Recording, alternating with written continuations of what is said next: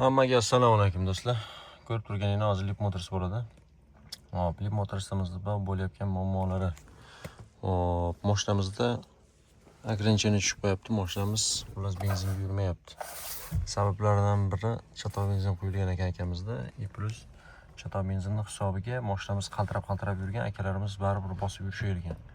Buni endi oldin zaryadga ham qo'yishmay yurgan ekan. Hozir buni endi zaryadga qo'ydik. Xudo xolasa mana zaryad olyapti.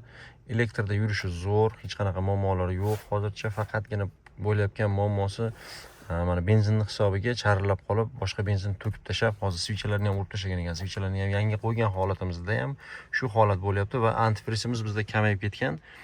Motor krishkamizni ochadigan bo'lsak, mana hozir shu holatga kelib qolgan mashinamiz. Hozir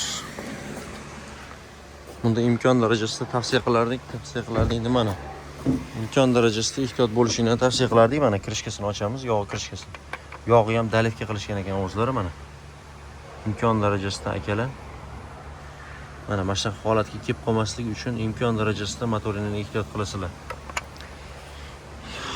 Hatta mashinamiz 2025-yil ko'p yurmagan Lip Motors'imizda bo'lgan muammosi shu. İmkon darajasida akalar benzinda muammo bo'lib yurmay qoldimi, imkon darajasida buni qiynamaydi mashinani. Sababi qiynaydigan bo'lsangiz ertaga mashinani qiynab qo'yasiz sizlarni ham. Shuni hisobi bor akalar. Bu yuryapti, faqatgina elektr hisobiga yuryapti hozir akamizda.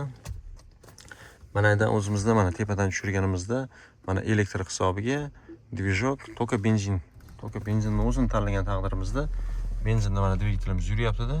Va ma'lum bir vaqt o'tgandan keyin mana bu yerda chek yonib qolib, mana hozir kuzatishimiz mumkin bular. Chek sразу yonyapti-da, bizda ashka berib qo'yapti. Mana hozir benzinli dvigatel ishga tushdi.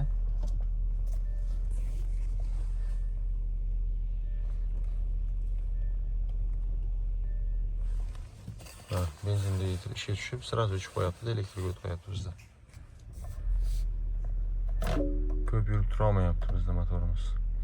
Buni endi yaxshi holatda nima qilishimiz kerak? Buni yaxshisi yog'ini to'kib tashlab turib, boshqa yog' qo'yib, bitta sinab ko'rishimiz kerak va antifrizimiz bizda kamayib qolgan hisobiga mana ko'p turmasdan o'sha check engine yonib qo'yapti. Ashkalarni ko'rsak, propos zajgani 1da, 3da propos berib qo'yapti bizda.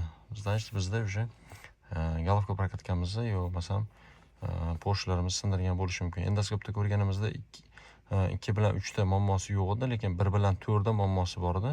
Sababi 1 bilan 4 o'zi yog'lanib qolgan, ichini silindri ko'rganimizda muammosi shunda qoldi. Tavsiyamiz nima? Imkon darajasida bu mashinalarda sifatli benzin va mabodoga muammo bo'lib charillab qoladigan bo'lsa, o'zi seziladi mashinada. Plus chiriladigan bo'lsa, imkon darajasida mana shu joydan nastroykasini elektrga olib turib yurishini tavsiya qilgan bo'lardik akalar. Hushyor bo'lasizlar, masha akamizga boshiga tushgan narsa sizlarning ham boshiga tushmasligi uchun. Sababi ko'p yurmagan probegimiz, 10 ming yurib xolos akamiz. Endi mana shu mashinada ham endi motor qismini chochishga to'g'ri kelyapti. Akalar, shuning uchun ehtiyot bo'lasizlar.